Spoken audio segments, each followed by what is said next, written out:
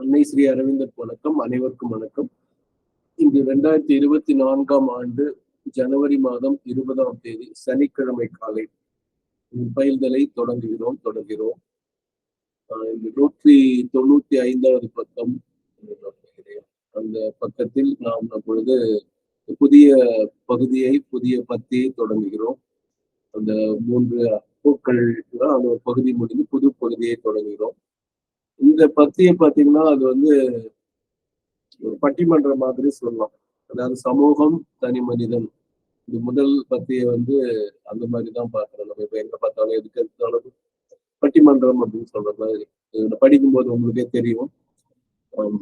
In the conflict of the claims of society with the claims of the individual, two ideal and absolute solutions confront one another. இந்த confront one another தான் நான் ஒரு பட்டிமன்றம் மாதிரின்னு சொல்லலாம். இந்த conflict of claims of society, சமூகம் அது சில கோரிக்கைகள், ஒரு நிபந்தனைகள் வைக்கிறது. அப்புறம் with the claims of the individual, தனி மனிதன் அவன் சில கோரிக்கைகள், நிபந்தனைகள் வைக்கிறாப்புல. டூ ஐடியல் சொல்யூஷன்ஸ், 2 மிகச்சிறந்த தீர்வுகள். And 2 absolute solutions, முழுமையான தீர்வுகள். கன்ஃபரண்ட் ஒன் அனதர், நேருக்கு நேர் நின்று கொண்டிருக்கின்றன, முரணாகவோ எதிராகவோ நின்று கொண்டிருக்கின்றன. So in the conflict of the claims of society with the claims of the individual, 2 ideal and absolute solutions confront one another. இது first sentence. There is the demand of the group that the individual should subordinate himself more or less completely, or even lose his independent existence in the community. The smaller must be immolated or self-offered to the larger unit. But there is the demand அப்படின்னு சொல்லி ஒரு இது என்ன சொல்றதுன்னா, சமூகத்திலிருந்து என்ன சொல்றதுன்னா, there is the demand of the group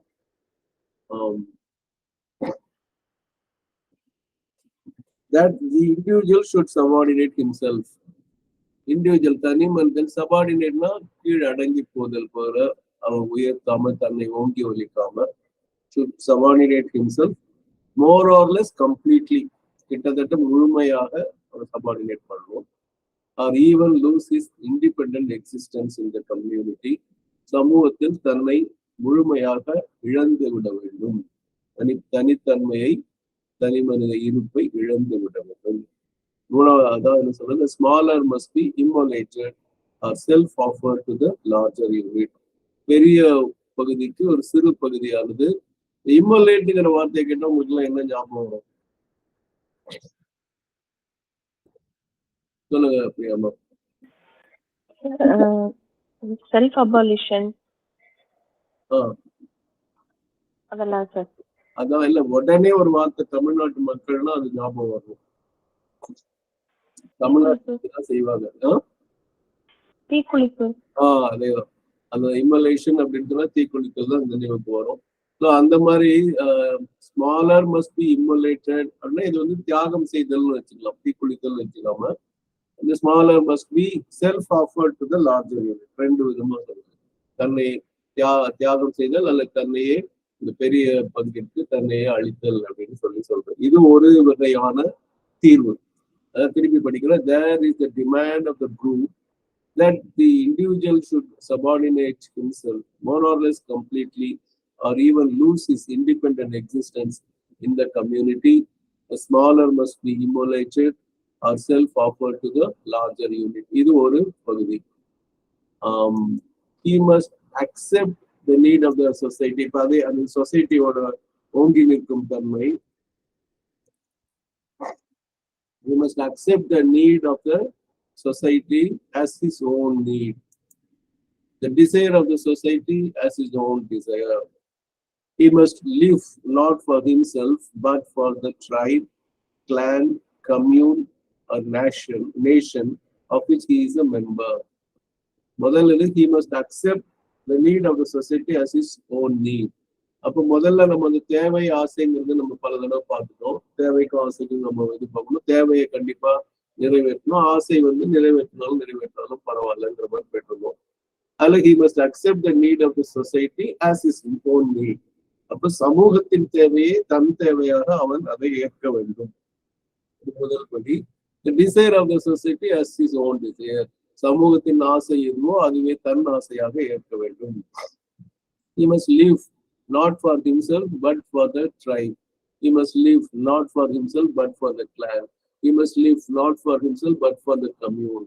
He must live not for himself but for the nation of which he is a member. அப்ப எப்படி பண்ணா the tribe of which he is a member, clan of which he is a member, commune of which he is a member, nation of which he is a member. tribe, clan, commune, nation எல்லாமே வந்து பல வகையான குழுக்கள், பல வகையான பிரிவுகள் சொல்லலாம். அதுல பெருசு நேஷன், இந்த ட்ரைப், கிளான், கம்யூன் எல்லாம் அதுல சிறு சிறு பிரிவுகளா வரும். எல்லாருக்கும் ட்ரைபுங்கிற வார்த்தை தெரியும். மலை மக்கள் அல்லது ஒரு அந்த பட்டியலின மக்கள் எல்லாம் சொல்லுவோம், ஷெட்யூல் ட்ரைப் எல்லாம் போட்டுருங்க. ட்ரைபுங்கிறது ஒரு பல காலாகாலமாக இருக்கக்கூடிய ஒரு கிளான்னா ஒரே ரத்தம் உடையவர்கள், கம்யூனா ஒரு ஜாதியா இருக்கலாம், இதா இருக்கலாம். இப்ப நான் சமீபத்துல ஒண்ணு படிச்சு ரொம்ப ஆச்சரியப்பட்டது என்னன்னா, யானைகள் அந்த சொந்தத்துக்குள்ளேயே உறவு கொள்வதில்லை. சொந்தமா அத்தை மகள், மாமா மகள் அந்த மாதிரி கூட கிடையாது. அந்த ஆண் மகன் வயதுக்கு வரும்போது அந்த குழுவை விட்டு விரட்டி அது தனியா போய் வேறொரு குழுவோடு சேர்ந்து அது மாதிரி இருக்கிறதுனால யானைகள் வந்து எப்பவுமே பரிணாமத்துல ரொம்ப வளர்ந்து வந்துட்டு இருக்கு அப்படிங்கிற மாதிரி ஒரு செய்தி படிச்சு நான் ரொம்ப வியப்புற்றேன். அந்த விலங்குகளுக்கு அந்த ஒரு உணர்வு இருக்கு. அதெல்லாம் மலையாளத்துல வந்து ஒற்றை கொம்பன் ஆனை அப்படின்னு, ஒற்றை யானைங்கிறது ஒற்றை கொம்பன் ஒத்த கொம்புன்னு அர்த்தம் இல்ல, கொம்பன் யானை ஒற்றை கொம்பன் யானை அப்படிங்கிறது சொல்லுவாங்க. அது வந்து அப்படிதான், அது வந்தாதான் பொதுவா பயப்படுவாங்க. கூட்டமா இருந்தா கூட சமாளிச்சுட்டு போயிடலாம். ஒத்தையா வந்து அது கொஞ்சம் இதா இருக்கு, ஏன்னா அது கூட்டம் இல்லாதனால அது தன்னுடைய முழு ஆற்றலையும் காட்டும்லாம் சொல்லுவாங்க. இதெல்லாம் வந்து பொதுவாக சொல்லக்கூடிய ஒரு விஷயம். அந்த மாதிரி நாட்டுக்காக, அந்த ஜாதிக்காகவோ அல்ல இனத்துக்காகவோ அல்லது குழுவுக்காகவோ அல்ல அந்த ட்ரைபுக்கு இப்ப என்ன தமிழ்ல சொல்லுவோம், அது இனம் மாதிரி தானே வருது, பட்டியல் இனம் தானே வருது. கிட்டத்தட்ட எல்லாம் தமிழ்ல பாத்தீங்கன்னா எல்லாம் ஒரே சொல் மாதிரிதான். நேஷன்கள் தான் மற்ற நாடு, தேசம் சொல்லலாம். கம்யூன்னா ஒரு கம்யூனிட்டி, சமூகம் சொல்லலாம். கிளான்னா ஒரே ரத்தம் சம்பந்தமான கோத்திரம் மாதிரி வரலாம். ட்ரைப்னா இனம் அப்படிங்கிற மாதிரி வரும். கிட்டத்தட்ட எல்லாம் ஒரே மாதிரி வரும். ஸோ அதுல அவன் ஒரு இதா இருக்கான். அப்போ இதை நம்ம பல பேர் பார்த்துருக்கோம். எப்பெல்லாம் வந்து இப்போ சுதந்திர போராட்டத்துக்காக நம்ம முன்னோர்கள் இது பண்ணும்போது பாத்தீங்கன்னா அந்த தங்களுடைய இதெல்லாம் விட்டுட்டு நம்ம வஉசி இந்த மாதிரி பெரிய பெரிய யாராவது சுதந்திரம் அவங்க வந்து தங்கள் சொத்தை எல்லாம் இழந்து அவங்களுடைய வாரிசுகள்லாம் கூலி வேலைக்கெல்லாம் போனதெல்லாம் படிச்சுருவாங்க. அவ்வளவு பணக்க ஒரு கப்பலையே வாங்க முடிஞ்ச அவரால். கப்பல் வாங்குறது சாதாரண விஷயம் இல்லை. அதான் அந்த காலத்துல பிரிட்டிஷை எதிர்த்து கப்பல் ஒட்டிய தமிழனா இருந்த போது அப்படி வாழ்ந்தவர் அவங்களுடைய வாரிசுகள் வந்து ரொம்ப கூலி வேலைக்கெல்லாம் இருந்ததுனால நம்ம படிக்கிறோம். அப்போ வந்து நாட்டை தான் முன்னிறுத்தினாங்களே தவிர தன் நலத்தை அவங்க முன்னிறுத்தவே இல்லைங்கிறத நம்ம பார்க்கணும். அந்த மாதிரிதான் வந்துட்டு அது ஒரு நிலை. ஆனா அதே காலகட்டத்துல இதுலதான் நம்ம ஒண்ணு பார்க்கணும். அந்த சுதந்திரம் வாங்காத போது நம்ம மக்களே, அது தமிழரா இருக்கலாம், தெலுங்கா இருக்கலாம், யார் வேணும், அந்த ராவ் பகதூர் பட்டம் எல்லாம் வாங்கிட்டு அந்த அரசாங்கம் கொடுக்கிற பட்டத்தை பெற்றுக்கொண்டு அதை சில சலுகைகள் பெற்றுக்கொண்டெல்லாம் இருந்திருக்காங்க. அப்போ அவங்களுக்கு இந்த சுதந்திர போராட்ட வீரர்கள் பார்த்தா ஒரு மாதிரி வித்தியாசமா வேற மாதிரி தெரிஞ்சு இவங்களுக்கு அவங்க துரோகிகளா கூட தெரிஞ்சிருப்பாங்க. அதனால எப்போ ஒரு விஷயம் நடந்தாலும் அது எதோட சார்பு என்னங்கிறது பார்வைகள் மாறுபடும் நான் நினைவு கொள்ள வேண்டும். இப்ப வந்து பாகியலட்சுமி யார் அடுத்தது படிக்கணும்னு ஏதாவது இருக்கா கணக்கு? நான் இடையில 2-3 நாள் விட்டு போச்சு. அதான் சார், நான் படிச்சு அடுத்து போனாமா படிச்சுட்டாங்க, அதுக்கப்புறம் படிக்கணுங்க சார். ஓகே, பம்மல் சித்ராமா வந்திருக்காங்க, அவங்க படிப்பாங்களான்னு தெரியல. பவானிமா நீங்க படிக்கிறீங்களா? படிக்கிறேன் சார். வணக்கம் சார். பக்கம் 305 இரண்டாவது பத்தி. சமூக தேவைகளுக்கும் தனி மனிதனின் தேவைகளுக்கும் இடையேயான இந்த மோதலை தீர்க்க 2 வேறுபட்ட லட்சிய தீர்வுகள் ஒன்றை ஒன்று எதிர்கொள்கின்றன. தனி மனிதன் சமூகத்திற்கு தன்னை கிட்டத்தட்ட முழுமையாக அடிபணிய செய்ய வேண்டும். தனது தனிப்பட்ட வாழ்வை சமூகத்தில் இழக்க வேண்டும். பெரும் பகுதியாக சமூகத்துக்கு, சிறு பகுதியாக தனி மனிதன் தன்னையே தியாகம் செய்ய வேண்டும் என்று அவனது குழு கூறுகிறது. சமூகத்தின் தேவையை தனது தேவையாக, சமூகத்தின் ஆசையை தன் ஆசையாக மனிதன் ஏற்க வேண்டும். அவன் தனக்காக வாழக்கூடாது. தான் அங்கத்தினராயிருக்கும் குழு, கூட்டம், சமுதாயம் அல்லது நாட்டிற்காக வாழ வேண்டும். Thank you sir.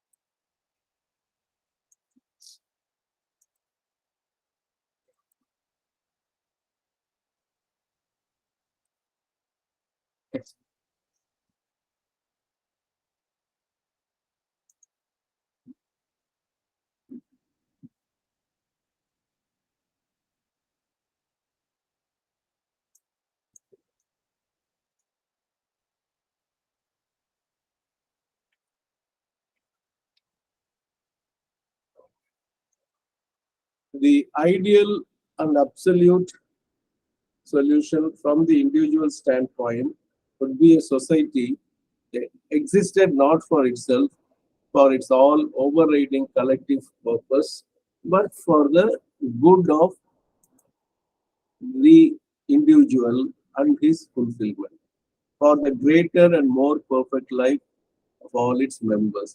இது ஒரு எதிர்நிலை மாதிரி வருது பாருங்க. அதாவது இப்ப பேசுனதெல்லாம் சமூகத்தின் இது. இப்ப பெரியதற்கு சிறியது அடங்கி செல்ல வேண்டும், சிறியது விட்டு கொடுக்க வேண்டும் அப்படிங்கிறதுதான் இப்ப நம்ம பார்த்தோம். அதுல நல்லா யோசிச்சு பாருங்க. இது பொதுவா நம்ம இந்தியால ஹிந்து அன்டிவைடட் ஃபேமிலின்னு சொல்லக்கூடிய, இல்ல எந்த நாட்டுல இருந்தாலும் அது தாயாகவோ தந்தையாகவோ யாராவது ஒருத்தர் ஓங்கி நிற்பாங்க. அவங்க சொல்றத மற்றவங்க எல்லாம் கேட்டு பணிஞ்சு போறது வழக்கம். நம்ம எல்லாமே பார்த்துருவோம். இது ஒண்ணுமே 4 பெரியப்பா பெரியம்மா சித்தப்பா சித்தியாது இவங்க எல்லாம் இருப்பாங்க. அப்ப யாராவது ஒருத்தர் அது ஃபுல்லா பார்த்துட்டு இருப்பாங்க. இப்ப நல்லா யோசிச்சுப்பாங்க. பழைய படம் ஒருத்தர் பாமா விஜயம் பார்த்துருப்பீங்க. அதுல 3 அண்ணன் தம்பிங்க மகன்கள் 3 பேர் இருப்பாங்க. பாலையாங்கிற நடிகர் அப்பாவா வருவாரு. தினம் அந்த மாசம் 1ஆம் தேதி ஆனா சம்பளத்தை எல்லாம் அப்படியே முழுக்க கொண்டு அப்பா கிட்ட கொடுப்பாங்க. அவருதான் அந்த வீட்டுக்கு ஒரு கேஷியர் மாதிரி இருந்து அந்த பட்ஜெட் பார்த்து அவர் கொடுக்கறதெல்லாம் வரும். அந்த வீட்டுல சில குழப்பங்கள் அந்த பணத்தை எல்லாம் எப்படி வீண் பண்றாங்க, அந்த பணத்துக்கு சரியா தராம இருக்கிறது, ஈவன் அவங்க வீண் டம்பத்துக்காக அல்லது கௌரவத்துக்காக, போலி கௌரவத்துக்காக அவங்க செய்யறதுக்கெல்லாம் வீட்டு பொருட்கள் அடமானம் போகும்போது இவரே அந்த அடமானத்தை பொருட்கள் எல்லாம் வாங்கி இவரே வட்டிக்கு பணம் கொடுக்குற மாதிரி எல்லாம் இது பண்ணுவார். நல்ல மனிதர் தலைமையில் இருக்கும்போது என்ன ஆகுங்கிறது அதை நம்ம பார்த்துருப்போம். அது அந்த சமூகத்தில் மற்றவங்க எல்லாம் அப்ப அவருக்கு இப்ப ஒரு மகன் அவருக்கு வாங்கின சம்பளத்தை அப்படியே கொடுத்துட்டாருன்னா சில இதுல அதையும் பார்த்துருப்போம். ஒரு இத்தினோண்டு காலனா பொடி வாங்கினா கூட நான் எங்க அப்பாவுக்கு எதிர்பார்த்து நான் சம்பாதிக்கிறேன்னு பேர் வழி அப்ப மூக்குப்படின்னு போட்டுட்டு இருந்த பீரியட்ல இப்ப நீங்க என்ன வேணா அதுக்கு போட்டுக்கலாம். அந்த மாதிரி ஒரு காலம். இப்ப எல்லாம் அவங்க கொடுக்கறத மகன்கள் அவனுக்கு சம்பளம் என்னன்னு சொல்றது இல்லை, இவ்வளவுன்னு கொடுக்கறது இல்லை. அந்த மாதிரி எல்லாம் அதை சேர்ந்து இருக்காங்களான்னே தெரியல. அந்த மாதிரி ஒரு இதுதான் போயிட்டு இருக்கு. ஸோ அது காலகட்டம் மாறினதுல இருந்து வந்த சில மாற்றங்கள். சரி தவறுங்கிற பேச்சுக்கு நான் போல. இப்ப the ideal and absolute solution இப்போ தனி மனிதனுடைய பார்வையிலிருந்து சொன்னாங்க. The ideal solution and absolute solution from the individual stand point. அப்ப இதுக்கு முன்னாடி சொன்னது ideal and absolute solution from the society point of view அவர் சொல்றாரு. இப்போ individual standpoint would be a society that existed not for itself. அப்ப அந்த சமூகம் தனக்காக இருக்கவில்லை. அப்ப எதற்காக இருக்கிறதுன்னு இப்ப வரப்போகுது. That existed not for itself, for its all overriding collective purpose. எல்லாத்தையும் ஓவர்ரைடிங் நம்ம பல தடவை பார்த்துட்டோம். அதாவது அதுதான் இப்ப சொன்னால அப்பா பணம் கொடுக்கணும்னா கொடுக்கணும், அவ்வளவுதான். அதுக்கு மேல யாரும் பேச்சு கிடையாது. எனக்கு இந்த மாசம் இந்த செலவு இருக்கு அப்படிலாம் சொல்லக்கூடாது. சொல்லி வாங்கலாமே தவிர இது பண்ணாது. So all it's over riding not for it's அப்படி படிக்கணும், நாட் இங்க கொண்டு வந்து for it's all over writing collective purpose. அந்த மொத்த தேவைக்காக மற்றதெல்லாம் ஒதுக்கி தள்ளக்கூடிய தன்மை இருக்காது, அதற்காக அல்ல. அப்ப எதற்காக? But for the good of the individual. அப்ப அந்த தனி மனிதனின் நன்மைக்காகத்தான் அந்த சமூகமே இருக்கிறது. Society existed for the good of the individual. அந்த society existed for his fulfilment. அவனுடைய முழுமைக்கும் நிறைவேற்றத்துக்கும் அவனுடைய சிறந்த தன்மைக்காகவும் அவனுடைய நல்ல முன்னேற்றத்துக்காகவும் இருக்க வேண்டும். The society existed for the greater life. அப்போ பெரிய வாழ்க்கை பெருவாழ்வு வாழ்வதற்கும், for the more perfect life, இன்னும் மேலும் மேலும் செம்மையான வாழ்வு வாழ்வதற்கும் அது உள்ளது. அந்த சமூகம் என்பது எதற்கு? Greater and more perfect life of all its members. ஒவ்வொரு உறுப்பினரின் பெருவாழ்வுக்கும் அந்த மிகச்சிறந்த செம்மையான வாழ்க்கைக்காகவும் இருக்க வேண்டும் என்பது அதனுடைய கருத்து. அப்ப இது நேர்மாறா இருக்கும். அதாவது சமூகத்துக்காக இவர் அடங்கி இவருடைய தன்மையை இழக்க வேண்டிய நிலை முதல்ல பார்த்தோம். சமூகம் இருப்பதே அந்த தனி மனிதனுடைய மேம்பாட்டுக்காக தான் அப்படிங்கிறத வந்து பார்ப்போம். இது நேர் எதிர்நிலை. அடுத்த சென்டென்ஸ் படிப்பேன்னா அதுவும் அந்த தனி மனிதனுடைய இது. அதுக்கப்புறம் அதோட தமிழை படிப்போம். Representing as far as possible his best self and helping him to realize it, it would respect the freedom of each of its members and maintain itself not by law and force, but by the free and spontaneous consent of its constituent persons. அப்போ இதுல என்னன்னா, இது உண்மை என்னங்கிறது அப்புறம் சொல்ல போற. உடனே யாருமே தயவு செய்து ஸ்ரீ அரவிந்தர் இதைத்தான் முன்மொழிகிறார், இதைத்தான் வலியுறுத்துகிறார்னு யாரும் தயவு செய்து நினைக்காதீங்க. இது அதுக்கப்புறம் அடுத்த வரியிலே என்னங்கிறது சொல்லுவார். இது சமூகம் எப்படி இருக்க வேண்டும், சமூகம் சொல்கிறது. தனி மனிதன் எப்படி இருக்க வேண்டும், தனி மனிதனுக்கு சமூகம் எப்படி இருக்க வேண்டும் என்று இன்னொரு பார்வை சொல்கிறார். Representing as far as possible his best self and helping him to realize it. அப்போ சமூகமே எப்படி இருக்கணும்னா இந்த தனி மனிதனின் நோக்கத்தை பிரதிபலிக்கக்கூடியதாக இருக்க வேண்டும். அதை அடையாளம் காட்டுவதாக இருக்க வேண்டும். எந்த அளவுக்கு முடியுதோ அந்த அளவுக்கு. Representing as far as possible his best self, அவனுடைய மிகச்சிறந்த விஷயத்தை காட்டுவதாக இருக்கும். And helping him to realize it, அதை அவன் அடைவதற்கு இது சமூகம் உதவி செய்ய வேண்டும். It would respect the freedom of each of its members. அப்போ நல்லா கவனிங்க, இட்டுங்கிறது சொசைட்டி. பல தடவை இட்னா என்னன்னு கேட்பேன், இப்ப நேரம் கருதி அதை சொல்லிடுறேன். The society would respect the freedom of each of its members. அப்போ அந்த ஒவ்வொரு உறுப்பினருக்குரிய சுதந்திரத்தை அது மதிக்கும், அதை அளிக்க உதவும். இப்ப அதைத்தான் இன்னைக்கு உச்சகட்டத்துக்கு நம்ம பார்த்திருக்கோம். ஒரு திருமணமாகி ஒரு குடும்பமா வாழ்றவங்க கூட கணவன் மனைவிக்குள்ள கூட பிரைவேட் ஸ்பேஸ் அப்படின்னு சொல்லக்கூடிய தன்மையை நம்ம பார்க்கிறோம். ஏன்னா அப்படி ஒரு ஸ்பேஸ் இருக்கானே யாருக்குமே தெரியாது. அதுவும் அங்க நம்ம என்ன பார்த்தோம், கணவன் ஓங்கி நின்று அந்த வீடாக சிதம்பரமாக இருந்தால் கணவன் சொல்வதை மனைவி கேட்டு நடந்து கொண்டிருந்ததாகவும், அந்த மதுரையாக இருந்தால் மனைவி சொல்வதை கணவன் கேட்பதாகவும், இப்ப எதிர்பார்க்கிறது திருச்செங்கோடு என்ன சொல்ல அர்த்தநாரியாக சரிசமமாக அது எண்ணங்கள் அர்த்தநாரி இருக்கா, திருச்செங்கோடுங்கிறது அர்த்தநாரி இருக்கிறதும் அடுத்ததுக்கு நம்ம பார்ப்போம். So respect the freedom of each of its members and maintain itself not by law and force. அப்போ அந்த ஃப்ரீடம் ஒரு சட்டத்தாலேயோ அல்லது ஆத்மனாலேயோ இல்ல சக்தியாலேயோ அழுத்தமா இல்லாம அது நல்லா அந்த ஃப்ரீடத்தை நல்லா நடைமுறைப்படுத்துது. பட் எதால அப்ப நடைமுறைப்படும்? But with free consent of its constituent persons. கான்ஸ்டிடியூவன்ட்னா இது நம்ம இதெல்லாம் கூட பார்த்தோம். கான்ஸ்டிடியூஷன் அப்படின்னா எதெல்லாம் உருவாக்கி எதெல்லாம் அதுல இருக்கிறது என்பது. கான்ஸ்டிடியூவன்ட் பர்சன்னா அந்த குழுவில் இருக்கக்கூடிய உறுப்பினர்களுடைய ஃப்ரீ கன்சென்ட்னா அந்த ஒப்புதல் இருக்கும். அது இயல்பா இருக்கணும். மிரட்டி இப்ப கொஞ்சம் முன்னாடி இந்த இம்மோலேட்டுங்கிற வார்த்தையெல்லாம் பார்த்தோம்.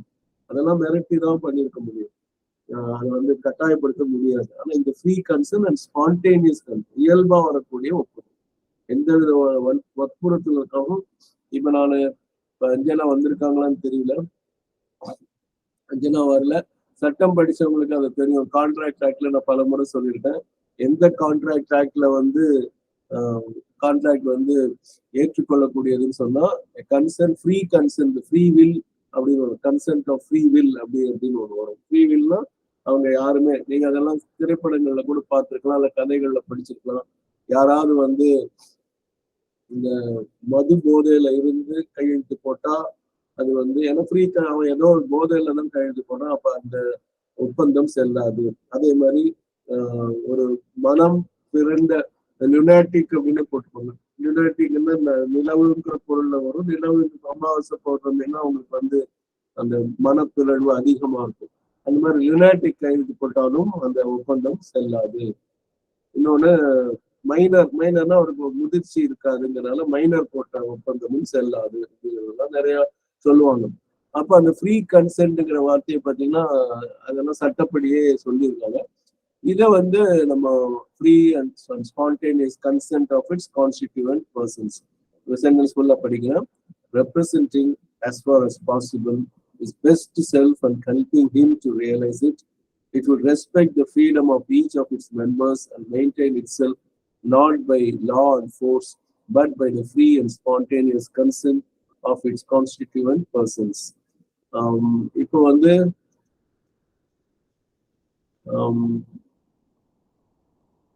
அப்படி பார்த்தா புவனேஸ்வரமும் படிச்சுட்டாங்க. புவனேஸ்வரமா நீங்களே படிச்சிருங்க, வரிசைக்காக சொல்றேன். நன்றி சார்.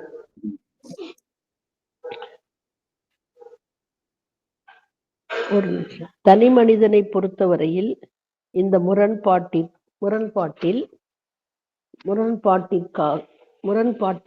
தீர்வளிக்கக்கூடிய லட்சிய சமுதாயத்திற்காக மட்டுமே இருக்காது. அனைத்துக்கும் மேலாக அதன் பொது நலனுக்காகவே இருக்காது. தனிநபரின் நலனுக்காகவே அவரது நிறைவேற்றத்திற்காகவே இருக்கும். சமூகத்தின் எல்லா நபர்களின் விரிவான முழுமையான வாழ்வையே அது நாடும். அத்தகைய லட்சிய சமுதாயம் தனி மனிதனின் மிகச்சிறந்த அம்சங்களை கூடிய வரையில் உருவகப்படுத்துவதாக இருக்கும். அவற்றை எய்துவதற்கு உதவும். சமூகத்தில் உள்ள ஒவ்வொரு தனிநபரின் சுதந்திரத்தையும் அது மதிக்கும். அவ்வளவுதான்.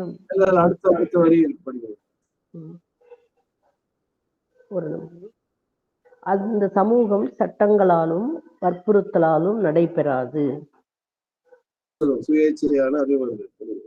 அதிலுள்ள மனிதரின் சுயேச்சையான இயல்பான ஒப்புதலால் நடைபெறும்.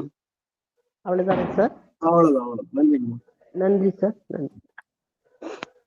இப்பதான் ரெண்டையும் கேட்கறதுக்கு எப்படி இருக்குன்னு யோசிங்க. உங்களுடைய கருத்துலையும் சொல்லலாம். இப்ப வந்து ஒரு இடத்துல சமூகம் ஓங்கி நிக்குது, இன்னொரு பக்கம் தனி மனிதன் தான் முக்கியமா இருக்கு. ஆனால் அது எப்படி இருக்குங்கிறத அடிச்சு சொல்றது அடுத்தது. அதான் அவருடைய பாணியே அதான். ரெண்டுலயும் இருக்கிற பாசிட்டிவ் நெகட்டிவ் திங்ஸ் எல்லாத்தையும் கொண்டு வந்து, ஆனால் உண்மை என்ன, இயல்பு என்ன அப்படிங்கறத அவங்க போட்டுறாங்க. சரிங்களா? அப்போ அவர் என்ன ஆகுதுன்னா, சொல்லுங்கம்மா சார். இது ஒரு பட்டிமன்ற தலைவர் தீர்ப்பு கொடுக்குற மாதிரி இருக்கு சார். கரெக்ட். உண்மைதான். அதுக்காக நான் பட்டிமன்றங்கிற வார்த்தையே நான் சொன்னேன். கரெக்ட் தானே? இப்ப நான் சொன்ன சொல்லு பொருத்தமா இருக்கா? இல்ல, நீங்க ஆரம்பத்துல அது பட்டிமன்ற மாதிரி இருக்குன்னு சொன்னீங்க இல்லையா?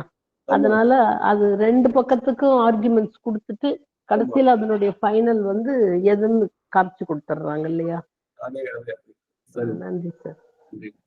An ideal society of either kind does not exist anywhere and would be most difficult to create, more difficult still to keep in precarious existence, so long as individual man clings to this egoism as the primary motive of existence.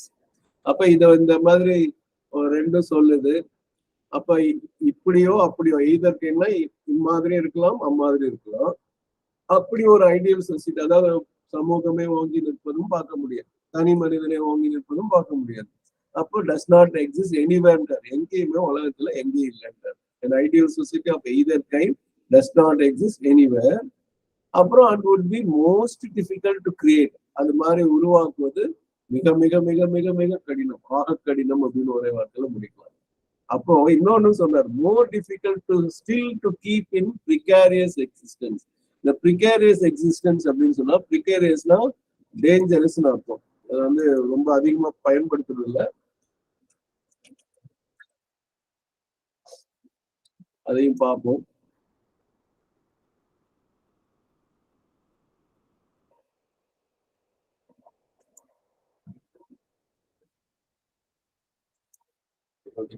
Mic ஒன்றும் கேட்க மாட்டேங்குது. Dangerously lacking in security and stability. ஒரு பாதுகாப்பும் ஒரு நல்ல நிலையான தன்மைக்கும் இல்லாம ஒரு ஆபத்தாக இருக்கிறது தான் precarious. Subject to chance and unknown conditions, எதிர்பாராமல் நடக்குது. Based on uncertain, unwarranted, unproved premises. ப்ரிமிசஸ்னா லாஜிக்ல யூஸ் பண்ணது. இது எதுலயும் நிக்காது. நீங்க கிரவுண்ட் ஆஃப் அப்பீல் எல்லாம் சொல்லுவாங்க, கிரவுண்டே இருக்காது அப்படிங்கிறத ப்ரிமிசஸ் சொல்லுவாங்க.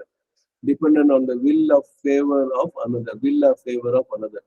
மற்றவங்களை இது பண்ணா ப்ரிகாரியஸ் சொல்லுங்க. சவுண்ட் கேட்கல இல்ல, அது என்னமோ தெரியல, இப்போ அதுவும் ஒர்க் ஆகல.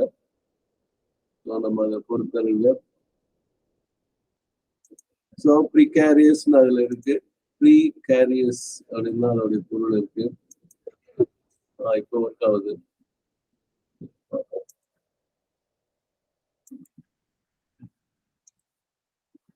ஒருவேளை அந்த ப்ரெசென்ட் பண்ணும்போது மைக் ஒர்க் ஆகலையான்னு எனக்கு புரியல. தனியா போகும்போது கேக்குது. ஓகே, கேக்குதான்னு மட்டும் சொல்லுங்க, நான் ஃபுல் இதுல வைக்கிறேன்.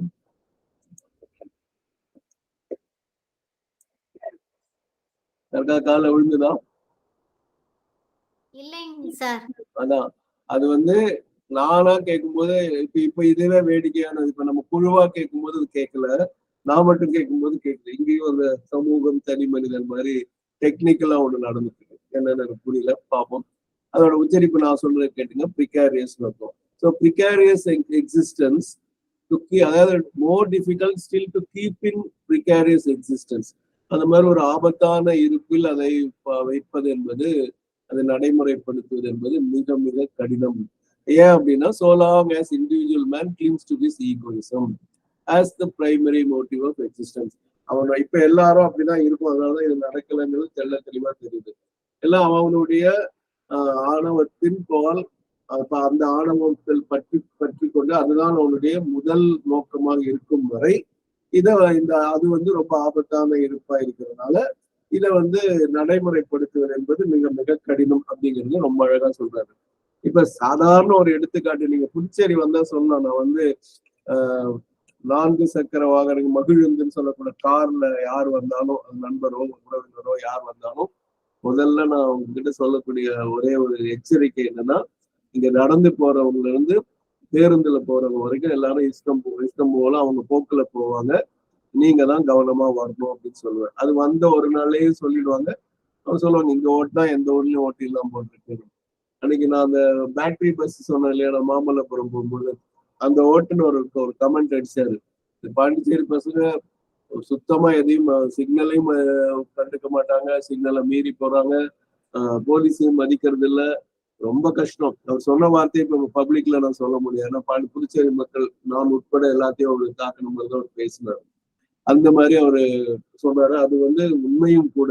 அப்ப யோசிச்சு பாருங்க, ஈகோனா நான் என் வண்டி நான் போகணும், யார் வர்றாங்களோ வரலையோ நான் போயாகணும் அப்படின்னு சொல்லும் போது இதாகுது. இப்ப யோசிச்சு பாருங்க, இந்த திருச்சி மக்களுக்கு தெரியும், இன்னைக்கு ஸ்ரீரங்கத்துல ஒரு 18 மணி நேரம் தரிசனம் இல்லை, கேள்விப்பட்டீங்களா திருச்சி மக்கள்?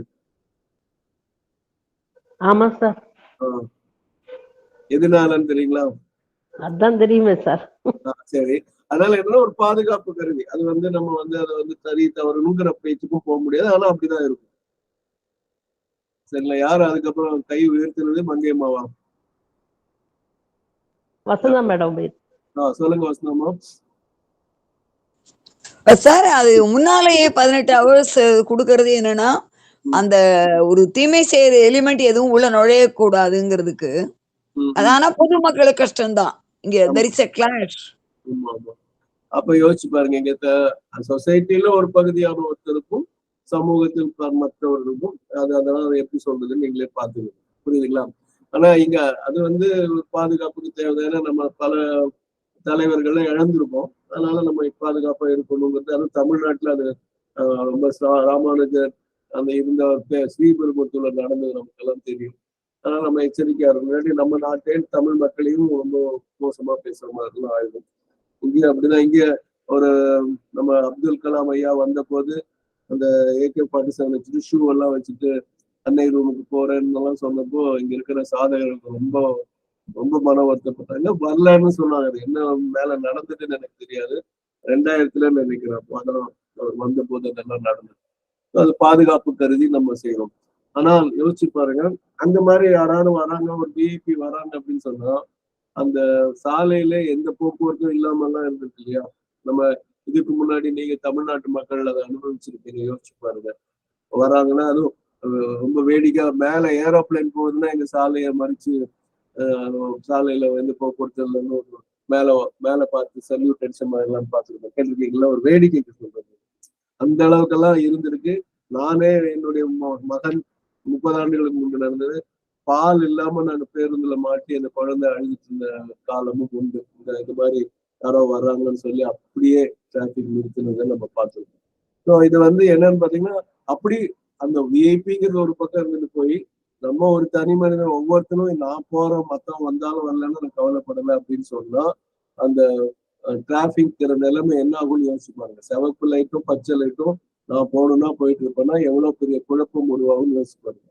இது வந்து டிராபிக்ல மட்டும் நான் சொல்றேன். அது மாதிரி எத்தனை விஷயங்கள்ல பல பேருக்கு அந்த உணர்வு இருக்கும். அந்த கியூவை வந்து தாண்டி போறோங்கிறத ஒரு இது பார்த்துருப்பீங்க. இங்கிலீஷ்ல வந்து ஜம்பிங் த கியூன்னு சொல்லுவாங்க. யாரோ இருக்கட்டும், நான் முன்னாடி வந்து என் வேலையை பார்த்துட்டு போயிட்டே இருப்பேன்னா மணிக்கணக்கா கியூல நிக்கிறவங்களுடைய நிலைமை ரேஷன் கடையிலயோ ஏதோ ஒரு இடத்துல வச்சுக்கோங்க. புரியுதா? அப்ப இந்த சென்டென்ஸ் படிச்சா அது நல்லா புரியும். An ideal society of either kind does not exist anywhere and would be most difficult to create, more difficult still to keep in precarious existence so long as individual man clings to his egoism as the primary motive of existence. Okay. அதனால இதுல ஒன்றும் சந்தேகம் வர வாய்ப்பே இல்லை. ரொம்ப தெளிவா சொல்லியிருக்காரு இல்லையா? அதனால வந்து தனி மனித மேம்பாடுங்கிறது உண்மையா எல்லாரும் ராமன் மாதிரி இருந்தா நம்ம கண்டிப்பா அதை அந்த இது செய்யலாம். ஆனா அப்படி ராமன் மாதிரி யாரும் இல்லை. எல்லாரும் கடவுள் பாதி மனிதன் பாதி இல்ல மிருகம் பாதி மனிதன் பாதி எல்லாம் இருக்கும்போது அந்த மாதிரி ஒரு நிலையை நம்ம கொண்டு வரவே முடியாது. அப்போ அதுக்கு ஒரு தீர்வு மாதிரி சொல்றாரு. A general but not complete domination of the society over the individual is the easier way, and it is the system that nature from the first instinctively adopts and keeps in equilibrium by rigorous law, compelling custom, and a careful indoctrination of the still subservient and ill-developed intelligence of the human creature. இப்ப இதுவும் வந்து ஒரு நிலை. அப்படி அடுத்த பத்தில இதுக்கு வேற வேற பேச்சுகள்லாம் வரும். அதனால இது முடிவுன்னு நினைச்சுக்காங்க. இது ஓரளவுக்கு இப்ப உள்ளபடி காட்டுறாரு. General domination of the society. அப்ப சமூகத்தின் பொதுவான ஓங்கி நிற்கும் தன்மை. Not complete domination of the society. அதாவது சமூகம் என்ன சொன்னாலும் முழுசா எல்லாம் இது பண்ணலாம். அதனால இப்ப நீங்க ஒரு 30 வருஷம் முன்னாடி பார்த்ததுக்கும் இப்போ பாத்தீங்கன்னா அந்த மனித உரிமைங்கிற சொல்லு முன்ன ரொம்ப அதிகமா பயன்படுத்தப்படுதா இல்லையா? யாராவது ஆமா இல்ல சொல்லலாம். ஹலோ, அது யோசிச்சு பாத்தீங்கன்னா ஒரு திரைப்படத்துல அதுவும் ரொம்ப வேடிக்கையா காட்டியிருப்பாங்க. ஒரு நாசர் வந்து ஒரு வருவார், பத்திரிகை துறையில இருந்து வருவாரு. ஊடகம்னு இப்ப சொல்லுவோம் இல்லையா? ஊடகத்துறையில இருந்து வந்திருப்பாரு. அவர் சொல்லுவாரு, அப்ப சத்யராஜ் வந்து ரொம்ப முரட்டு காவலர். அவர் அந்த காவல் அலுவலகத்துக்கு முதன்மை அலுவலரா இருப்பாரு. எல்லாத்தையும் அடிச்சு உடச்சுதான் உண்மையை வெளிவர இருப்பாரு. அப்போ சார் ரொம்ப நீங்க மனித உரிமை, இது நான் சொல்றது 30 வருஷம் முன்னாடி வந்து படம். பேரு படம் அது மலையாளத்துல வந்த படத்தை மம்முட்டி நடிச்ச படத்தை இவங்க நடிச்சிருப்பாங்க. அதுல வந்து அடிச்சு உடச்சு கேட்கும் போது இது ரொம்ப நீங்க தப்பு பண்றீங்க, நிரபராதி எல்லாம் அவங்களால அடி வாங்குறாங்க. இவரோட கேமராவும் என்னமோ தொலைஞ்சு போயிருக்கும். அப்ப யார் மேல சந்தேகம் நினைச்சார இவர் என்ன பண்ணாரு, ஒரு பிரியாணி வாங்கிட்டு, தம்பி நீங்க கேமரா திருடுனீங்களா அப்படின்னு சொன்னா, ஐயோ நான்லாம் திருடலாம், ஒரு பிரியாணி சாப்பிட்டுட்டே சொல்லுவாப்ல. பாருங்க நான் கேட்டேங்க அவர் இல்லைன்னு சொல்லிட்டாரு, நான் என்ன பண்றது அப்படின்னு. ஏங்க இப்படி கேட்டா அவன் எப்படிங்க பதில் சொல்லுவான்னு ஆசை சொல்லுவான். பாத்தீங்களா, இப்ப உங்களுக்குன்னு வரும்போது எல்லாத்தையும் எடுக்கணும்னு நீங்க சொல்றீங்க, மத்தவங்கன்னு வரும்போது இந்த காட்சி உங்களுக்கு தெரிஞ்சிருக்கும்னு நினைக்கிறேன். சரியா? அதனால என்னன்னா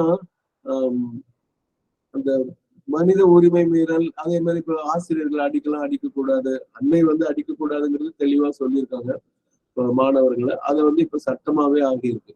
அப்படின்னா பாத்தீங்கன்னா கம்ப்ளீட் டாமினேஷன் ஆஃப் த சொசைட்டிக்கு வாய்ப்பு இல்லை. அதனால general domination of the society, அதனால அந்த மனித உரிமை மீறல் அதெல்லாம் இப்ப ஓங்கி நிற்குது. எங்க நம்ம நிக்கிறோம், எப்படி வருதுங்கிறதெல்லாம் நடைமுறையில பார்க்கத்தான் வேணும். அப்போ domination of the society over the individual is the easier way அப்படிங்கிறாங்க. அப்போ பொதுவா சமூகம் ஓங்கி நிற்பது ஒரு சுலபமான வழி, எளிமையான வழி.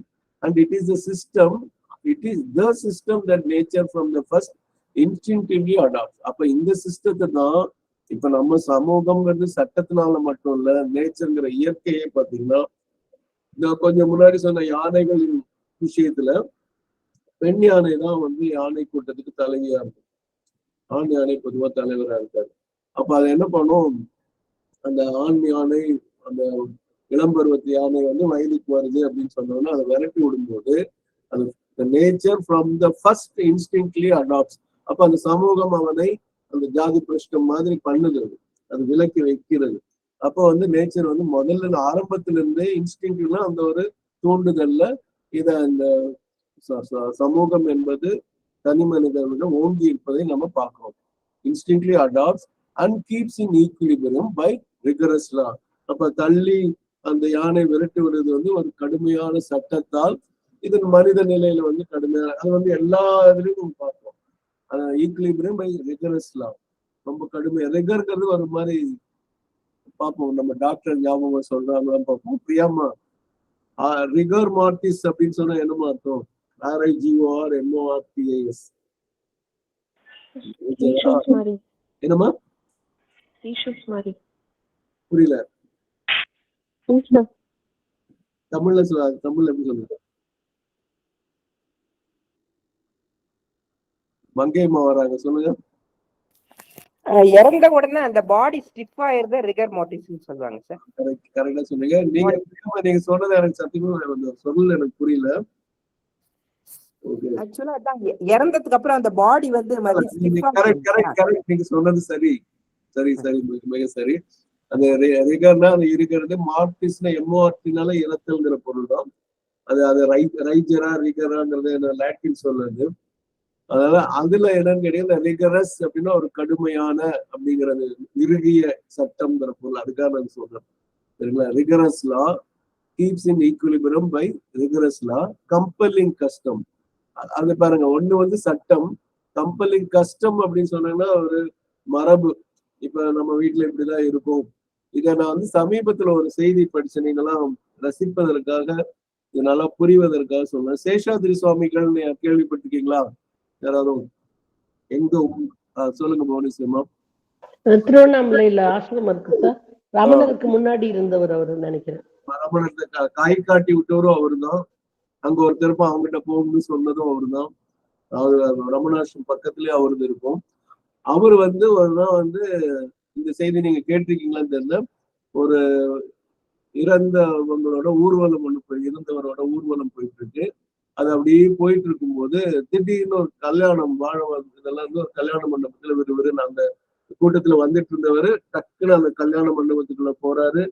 எல்லாருக்கும் என்னன்னு ஒரு இது, என்னடா அந்த தீட்டு தெரியாம இந்த மாதிரி ஒரு புனித காரியம், நல்ல காரியம், மங்களகரமான காரியத்துல அமங்கலமான காரியத்துல இப்படி உலக நுழையாம குளிக்காம கொள்ளாம அப்படின்னு அதை யோசிச்சு பாருங்க. அவர் காலகட்டம் எத்தனை வருஷம் முன்னாடின்னு யோசிச்சு பாருங்க. அப்பெல்லாம் இதெல்லாம் அந்த ஆச்சாரங்கள்லாம் ரொம்ப அதிகமா பார்த்துட்டு இருந்த காலங்கள். ஒரு சிலர் இவர் சித்த புருஷராச்சே, இதெல்லாம் ஒருத்தருக்கு சந்தோஷமா இருக்கு, ஒரு சிலர் வருத்தப்படுறாங்க. ஆனா அவர் நேரம் விறுவிறு போய் அந்த சமையல் கட்டுக்கு போய் அந்த அண்டா சாம்பாரை அப்படியே கீழே கொட்டுறாரு. இதனடா இப்படி பண்றாரு? அது வேற, முதல்ல தீட்டு காரியத்தோட வர்றாரு, விருந்தாளிங்க சாப்பிட வேண்டிய சாம்பாரை கொட்டுறாரு, இது என்னது அப்படின்னு எல்லாரும் இது பண்ணும்போது இவர் பாட்டுக்கு ஒண்ணும் சொல்ல வெளியே போயிடுறாரு. அப்புறம் பார்த்தா அதுல ஒரு நாகப்பாம்பு அந்த சாம்பார்ல கிடந்துட்டான். புரியுதுங்களா? அப்ப யோசிச்சு பாருங்க, இந்த கம்பல்லிங் கஸ்டம் அப்படின்னு சொல்றது வந்து இறந்தவர் எதுக்கு போனவங்க குளிக்காம கொள்ளாம வெளியே போகக்கூடாது, நல்ல காரியத்துக்கு போகக்கூடாதுங்கிறது கஷ்டம். ஓகே. ஆனா இந்த இடத்துல என்ன பண்றாரு அவர் வந்து, ஏன்னா அவர் சித்த புருஷனா பாம்பு இருக்கு, இது அந்த விஷம் வந்து பல பேருடைய மரணத்துக்கு இது ஒரு மரணம், அது பல மரணத்துக்கு அது வழிவகுக்கும் சொல்லி அவர் உணர்ந்து அதை செய்வதாக ஒரு நிகழ்ச்சி நடந்திருக்கு. இது யாரா கேட்டிருக்கீங்களா? ஹலோ. இல்ல சார், கேட்டது இல்ல, இத கேட்டது இல்ல. ஆனா இது பொருத்தமா இருக்கான்னு சொல்லுங்க. புரியுதுங்களா? இந்த கம்பெல்லிங் கஷ்டத்தை உடைக்கிறாரு அவர் சித்த புருஷனா இருக்கனால. ஆனா பொதுவா மத்தவங்க எல்லாம் அந்த அந்த லாங்கிறத இந்த நேச்சர் என்ன பண்ணும், இந்த மாதிரி இப்படிதான் அப்படின்னு சொல்லி ஒரு இது பண்ணும். அது இப்ப நம்ம கொரோனா போல நம்ம பார்த்திருப்போம். நம்ம வந்து இஷ்டம் போல இருக்கக்கூடாது, கை கால் கழுவணும், அந்த மாதிரி ஹேண்ட் வாஷ் அதை நம்ம போட்டவங்க சானிடைசர்ங்கிறதெல்லாம் நம்ம பார்க்கணும்.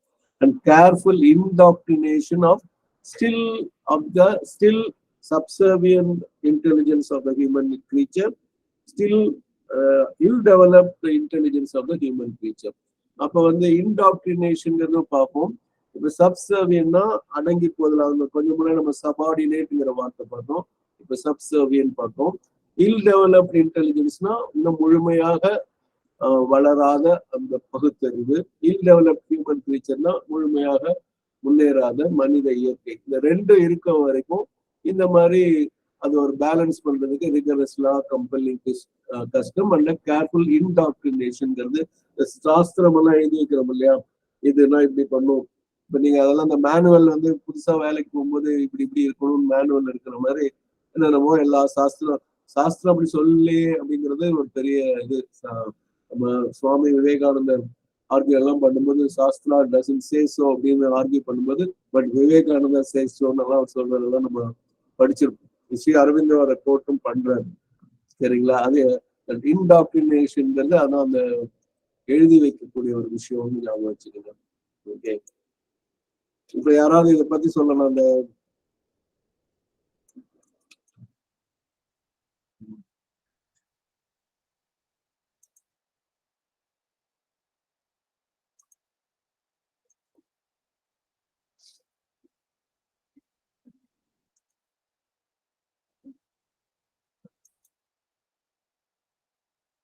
அதான் இது என்ன இன்னைக்கு to instruct in a body of doctrine or principles. பாடிங்கிறது உடல் அல்ல, ஒரு ஒரு என்ன சொல்றது, நம்மளுடைய ஏதோ ஒரு அறக்கட்டளை அல்லது மனித சமூகம் அதுக்கு இருக்கக்கூடிய இதுக்கு வந்து அதோடைய என்ன கொள்கைகள் அப்படிங்கிறது imbue with partisan and ideological point of view.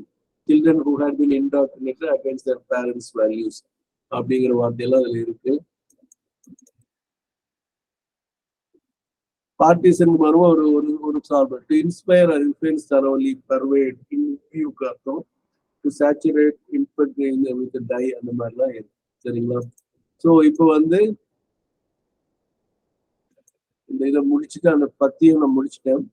மணி 6:30 போகுது. சரியான நேரத்தில் இருந்தா முடிஞ்ச வரைக்கும் சரியான நேரத்தில் முடிக்க முடியுதுன்னு தெரியுது. உங்க கருத்தை சொல்ல அதுக்கு முன்னாடி தமிழ்ல படிச்சிடலாம். அடுத்தது புவனேஸ்வரி அம்மா படிச்சாங்க, அடுத்தது பம்மல் சித்ராமா படித்தாலும் சரி, தனசேகரன் ஐயா வாக்கிங் இல்லாம படிக்கிறதுல இருந்தா படிக்கலாம். அப்படி இல்லாட்டி ஜெயந்தி அம்மா தான் படிக்கணும். ஜெயந்தி சொல்லுங்க. ஜெயந்தி அம்மா எப்படி இருக்கீங்க? படிக்கிறீங்களா?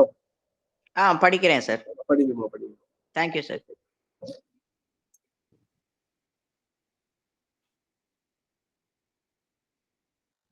ஒரு நிமிஷம் சார். இத்தகைய இலட்சிய சமுதாயம் இப்போது எங்கும் இல்லை.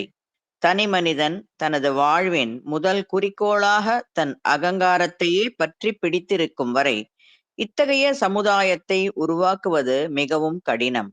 அதை சற்று நிலையாக பராமரிப்பது இன்னும் கடினமாகும்.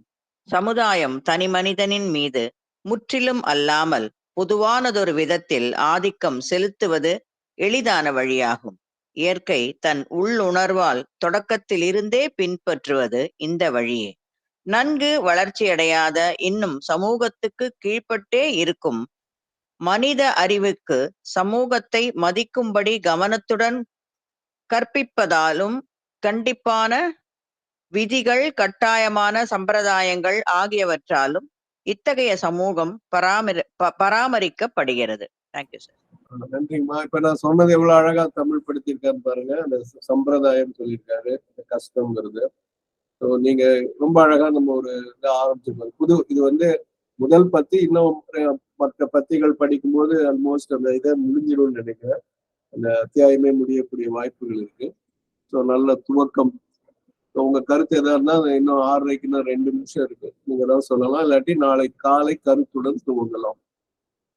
நாளைக்கு ஞாயிற்றுக்கிழமை. ஸோ திங்கட்கிழமை காலையில நம்ம கருத்துடன் துவங்கலாம். அது வரைக்கும் கூட படிச்சு கூட நீங்க வரலாம். யாராவது உங்க கருத்து இன்னைக்கு படிச்சது பத்தின இது பகிரலாம்.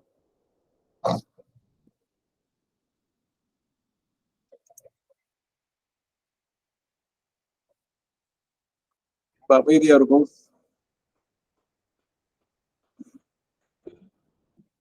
சொல்லுங்க சார். நம்மளுடைய நம்ம ஒரு சமூகத்துல வாழ்ற போது சமூகத்தினுடைய கட்டுத்திட்டங்கள், அப்புறம் தனி மனிதனுடைய கட்டுத்திட்டங்களை எல்லாம் முதல்ல கொடுத்துட்டு அதுக்கப்புறம் பகவான் வந்து இது எந்த விதத்துல சரியா இருக்குங்கிற மாதிரி கொண்டு போறாரா சார்? ஆமா ஆமா ஆமா.